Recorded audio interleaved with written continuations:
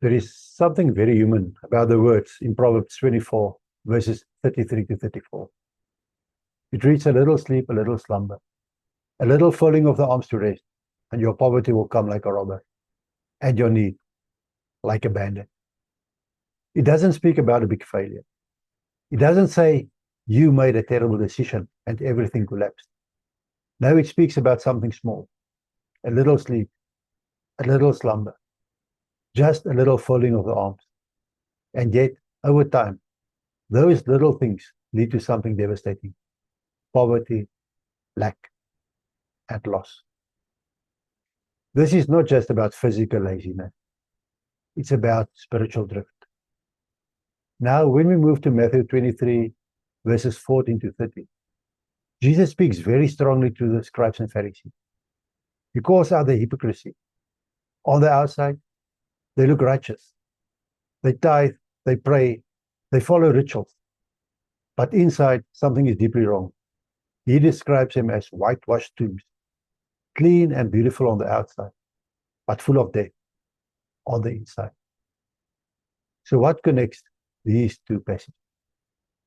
It's this. Spiritual neglect doesn't happen all at once.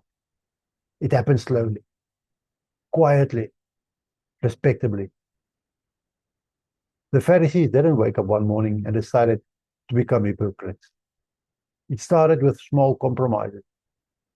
A little pride here, a little self-righteousness there, a little more focus on appearance than on truth.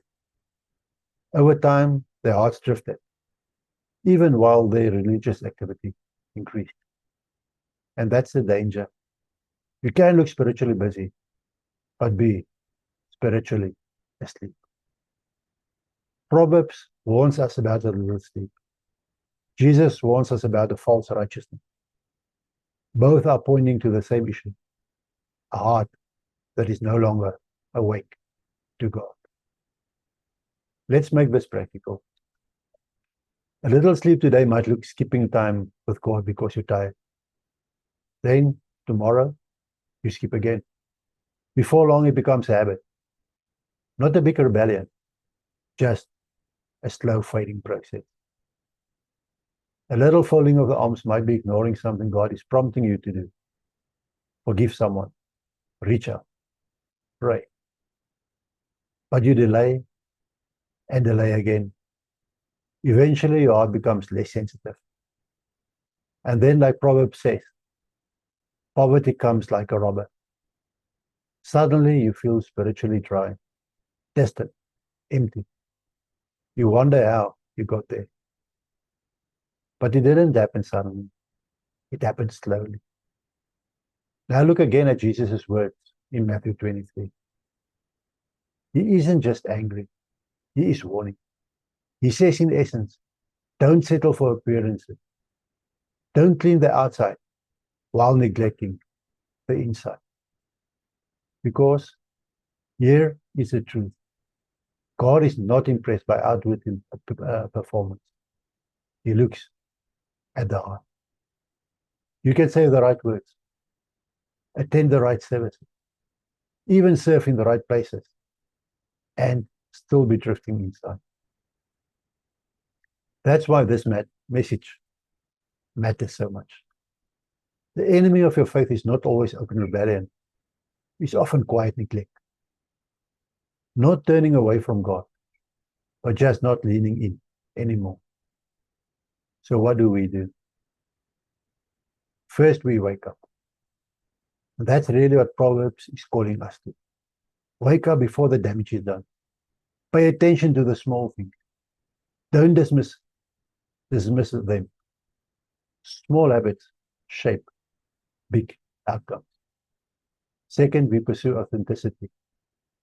Jesus' issue with the Pharisees was not that they were too committed. It was that they were committed to the wrong thing. They focused on image instead of intimacy with God. God doesn't want a polished exterior. He wants a surrendered heart. Third, we invite God to search us. It takes humility to say, Lord, am I drifting? Have I become more focused on looking right than being right with you. That's not an easy prayer, but it's a necessary one. And finally, we act. If there's something God has been nudging you about, don't delay. Don't say tomorrow. Remember, it's always a little that leads to a lot. Small obedience today can prevent great loss tomorrow. In closing, both Proverbs and Jesus are giving us a loving warning. Don't fall asleep spiritually. Don't settle for appearance. Don't ignore the small things. Because over time, a little neglect can lead to a great emptiness. But a little faithfulness can lead to a life full of God's presence. So today, choose to be awake. Choose to be real. Choose to walk closely with Him. Not just on the outside, but from the heart. Amen.